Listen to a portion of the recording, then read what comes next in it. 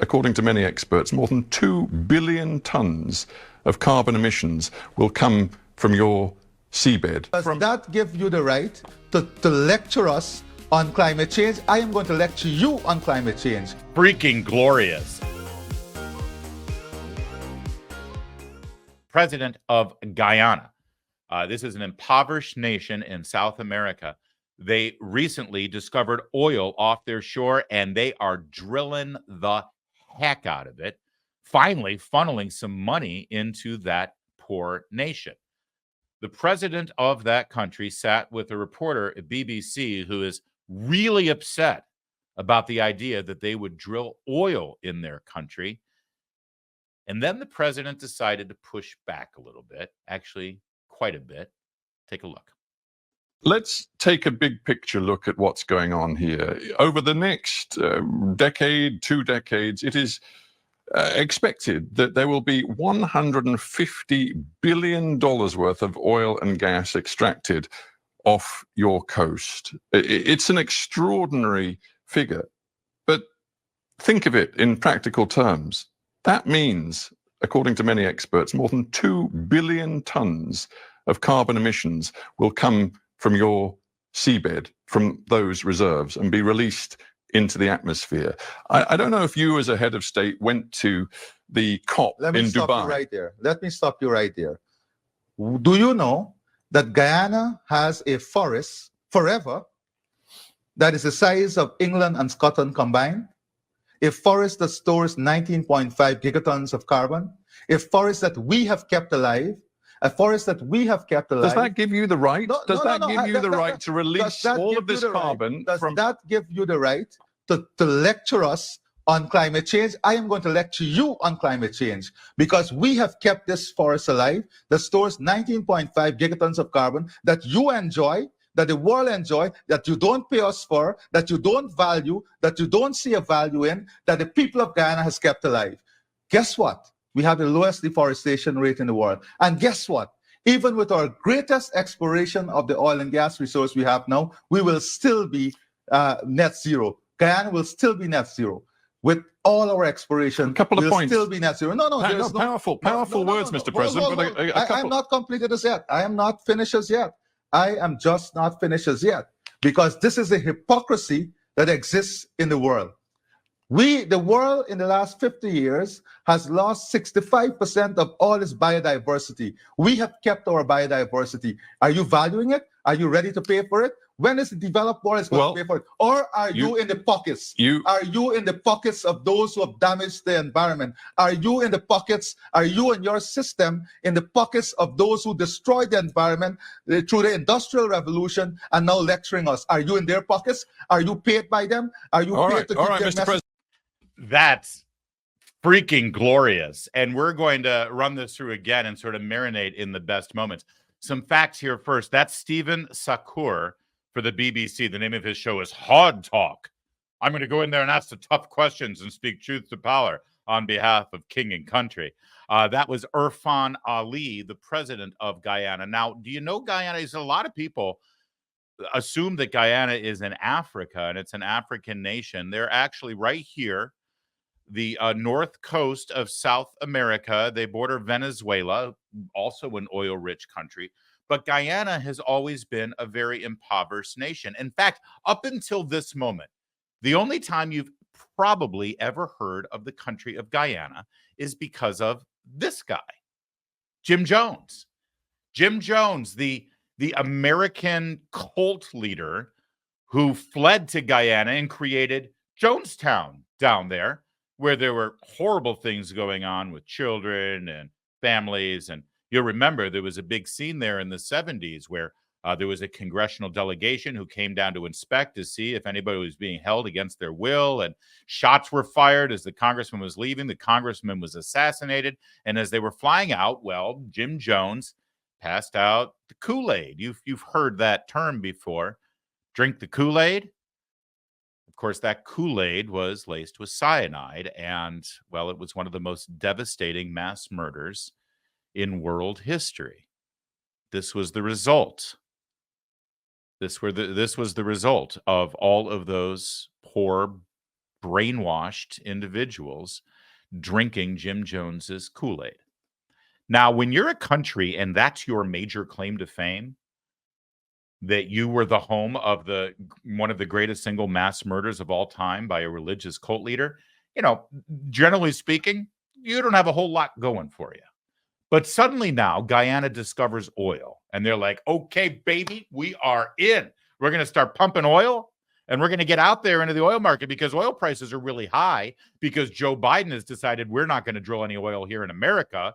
And that's driven up oil prices everywhere, giving power to Iran and other hostile nations in the Middle East. And let's not forget Russia funding their entire military campaign into Ukraine because we've made oil so expensive by refusing to drill our own oil.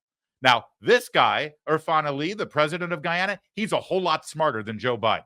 He's like, hold on a minute. We got oil and we're being told not to drill it? To hell with that. We're going to drill our oil. So now let's break this down a little bit here because the arrogance of the intellectual. I know the British don't think they're colonialists anymore. In fact, they're the first ones to jump out and be anti-colonial. But no. Everything about this is colonialism. This is elitist, intellectual, cultural colonialism, where this guy is imposing his vastly superior Western values and outlook on the world on this poor, ignorant person of color in Guyana. They need us to come in and teach them the right way to be stewards of our planet. Let's watch. Let's take a big picture look at what's going on here. Right there. Now, just so you know, we've watched the whole video through. So now it's time for Larry to stop and start, okay? Let's take a big picture view. You're just the president of this little country, looking out for the best interests of the people in your nation. But I, sir, I am a journalist with the BBC. I need you to look at the big picture here. And of course, the big picture is what the World Economic Forum dictates to people like Stephen Shakur with BBC. The lecturing tone from him. But you, sir, you need to sit in the corner and I'm going to tell you about the big picture. Okay, give us the big picture, Steve-O. Over the next decade, 2 decades, it is expected that there will be $150 billion worth of oil and gas extracted off your coast. It's an extraordinary figure.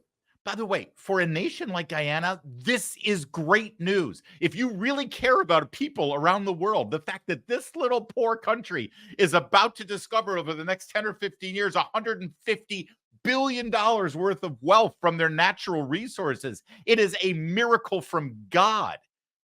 And to him, to this jerk, it's bad news. Hey, Stephen, how did you get to Guyana? Did you take a rowboat? Or did you burn some carbon emissions to get there?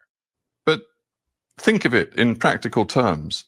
That means, according to many experts, more than 2 billion tons of carbon emissions will come from your seabed, from those reserves. Oh, no, sir. Maybe you don't understand how this works. No, there will be no carbon emissions. I'm the supply side of this equation, you see. I'm going to drill the oil and gas, and I'm going to send it out to your country and to America and to China. That's where the emissions will be burnt. They're the demand side of this equation. No. We're still going to ride our bikes around and we're still going to live a net zero life, as you heard him explain here. Your argument isn't with me, pal. Your argument is in your own house. You guys are the ones who demand this stuff. You guys are the ones who want the oil and gas. I'm merely delivering it to you. Here's the thing. The need for Guyana's oil and gas will evaporate and disappear the second this guy stops driving a Bentley. The minute this guy stops flying down to Guyana for an interview for Hard Knocks or whatever the hell his show is called.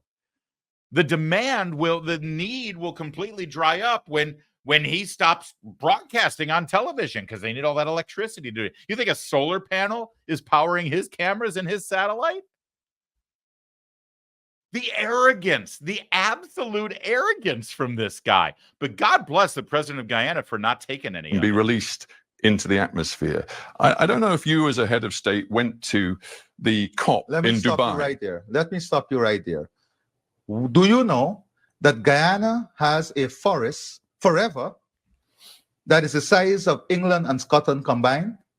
A forest that stores 19.5 gigatons of carbon, a forest that we have kept alive, a forest that we have kept alive. Does that give you the right? No, Does no, that no, give you the right to does release that all give of you this the right? carbon? Does that give you the right? And again, they're not releasing the carbon. Idiot, you're releasing the carbon. They're just drilling it so you can burn it and release it.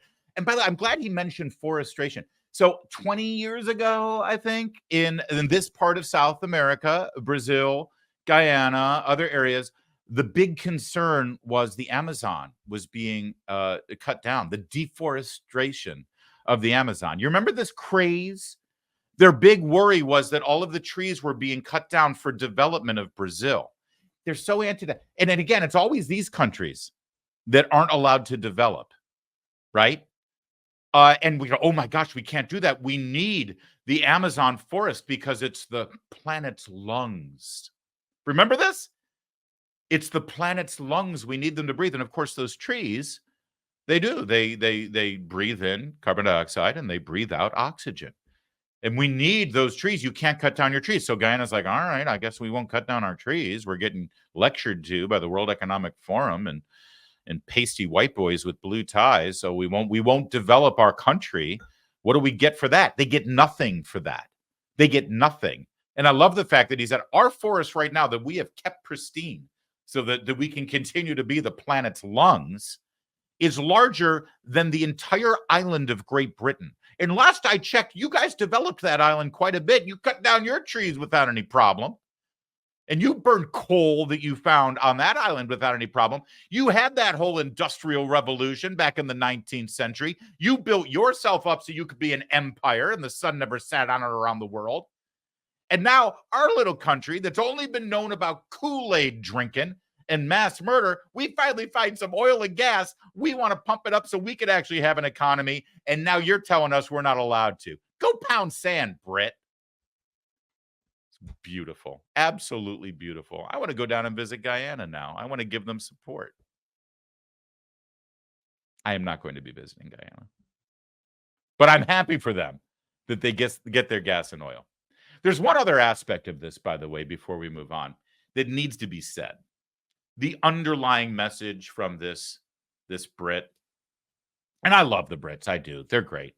God bless you. I did great tea and everything, and fish and chips are fantastic, and it's nice. And I like the BBC shows. What I Lie to You is probably my favorite. You should check it out. It's funny. But there is a bit of a superior elitist sort of attitude toward everyone else in the world. And underneath it all, this entire exchange with this president from Guyana, there is this, like, this guy's a head of state. And Joe Blow over here, what is he? He's a TV anchor. He reads a teleprompter, right? And he's daring to tell this man who's been elected by his people to represent them on the world stage that he's irresponsible, that he's awful, he's horrible, he's killing the planet. What's really underneath it all, the hidden message is, well, you know, we let the Arabs drill oil, and now we can't control that. You know, but we used to be in the Middle East, and that would have been our oil. But we turned a blind eye, and we let the Arabs go and get their oil and get their gas, and now look at them. And we've learned our lesson, and we can't let people like you get your own stores of oil and gas because God knows what you're going to do with it.